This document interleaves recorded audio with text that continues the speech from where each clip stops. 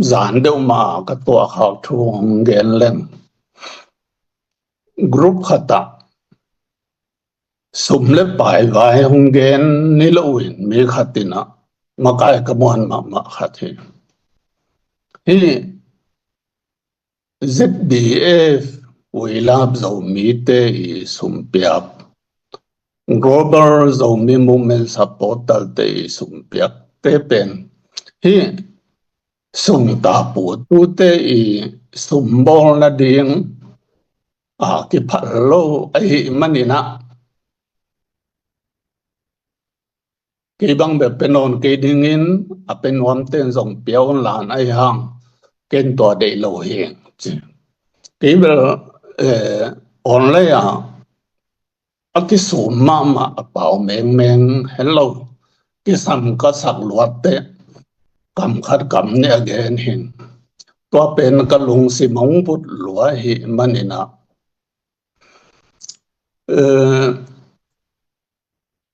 Wilab zo mi he no ZDF te hu na hitale global zo mi movement supporter te hu na zo mi women power te hu na te pen ama tun na ding tung hin kol ka mong boy te na boy nang bor chiang na he headquarter sa taro in zong kim ho ket thei lo khut ze bai cha ken mok lo in Cabinet Committee on Conflict Management sina le taro noya committee khar ki dini to khi chang atang zai zo se ma ai the na ding in china amin pen a simple ma civil lamzong kel the na ding ba na akol gam sunga imi asa mi pi te a si zong thei ding mi mal khat te zang kong mo mandali mo korpi mo te rim ton zang che te a si zong thei ding le enel zetare I si te han dinga mapia na sem thei ding chi de na to ZDCI Zogam Development Committee International sia hong ki phuan hiain atang zo 99% ma zetaro cabinet te hin adang civil hongom pen korwang lam pan khat le ni hongom nin he kongen don a pen ZDCI na sep ding to ke sai kongen na hin dena kongen bangina no gam danga te na na source yu no kianga tuong puak kwa te hi pe ma hiam na sui pha on lan na en chian phot di to lo to mi mal ki ka pa ki gen siat pen hoi lo hi na thei nop ta ku le ke thei na chianga zo mi women power ten pen ECRD pen asum tangin pe keu in avan to den tenan pon hui se ta hi zong motorcycle hi zong pe iline pick up te hi zong atuam to ba avan to ong puak se chetina longdam hoi hi ananung te ni na chi kha chini chi khum be khat apiak chang u thei ping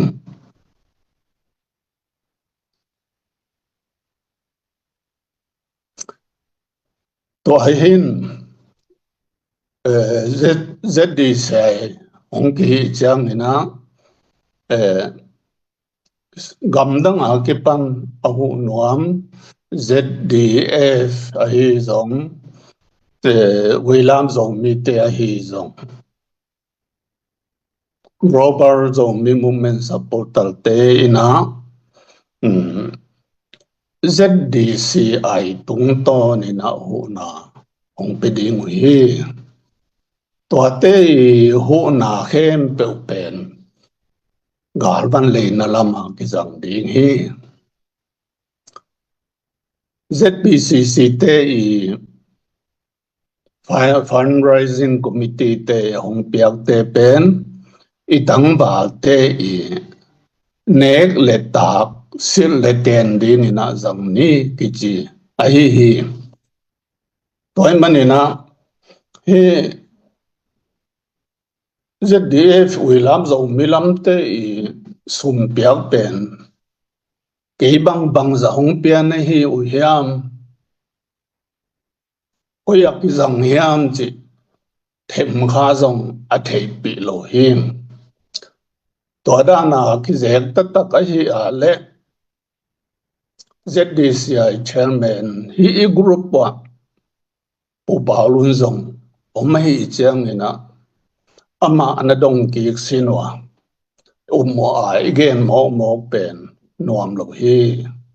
sa ka don le aban ber bang nom non kin ka chi nom na a emi te pen u le ki gen sia iu mo khat pen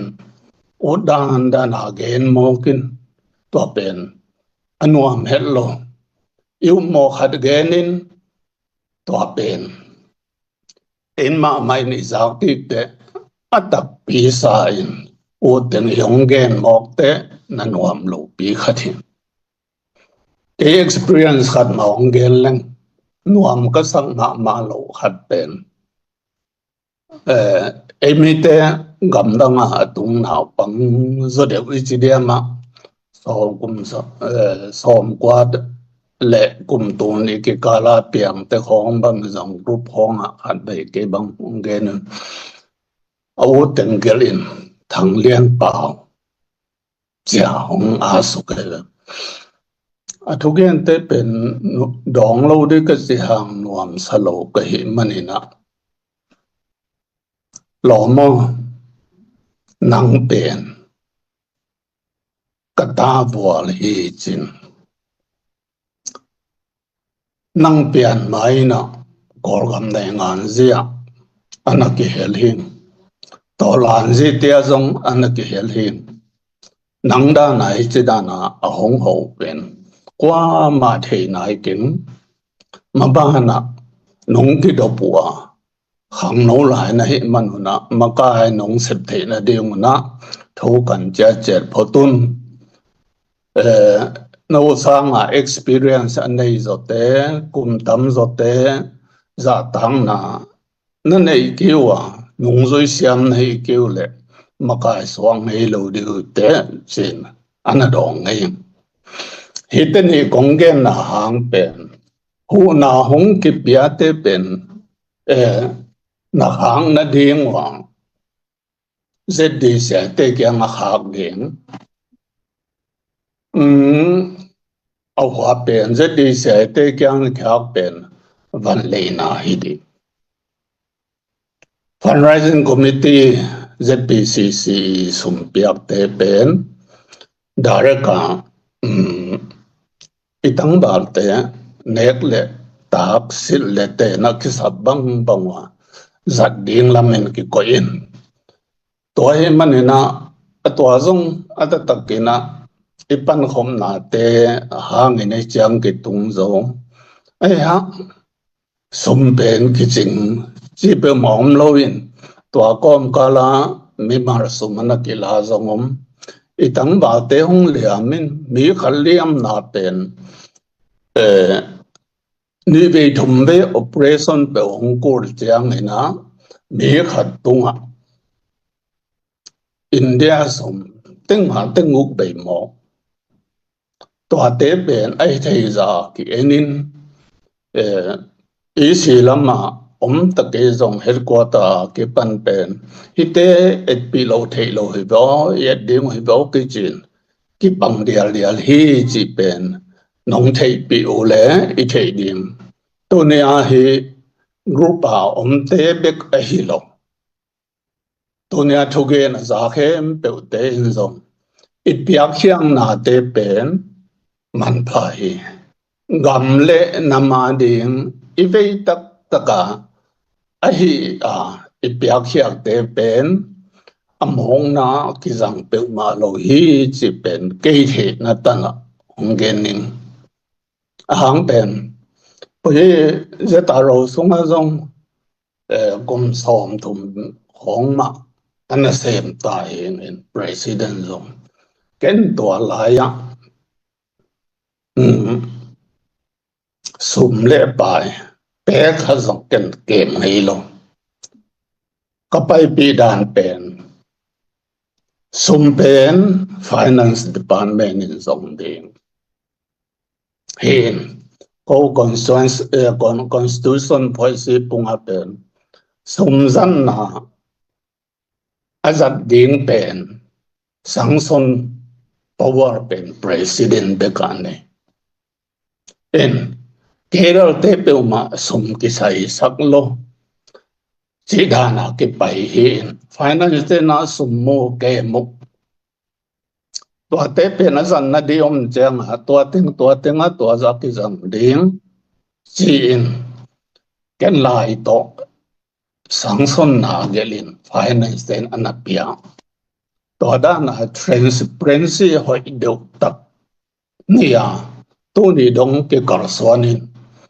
khata ni ve audit ki board hi chi pen nong thei pi ding hi ka gen nom na pen thu tam pi tu na ka gen nom na hi chi hong gen cha no min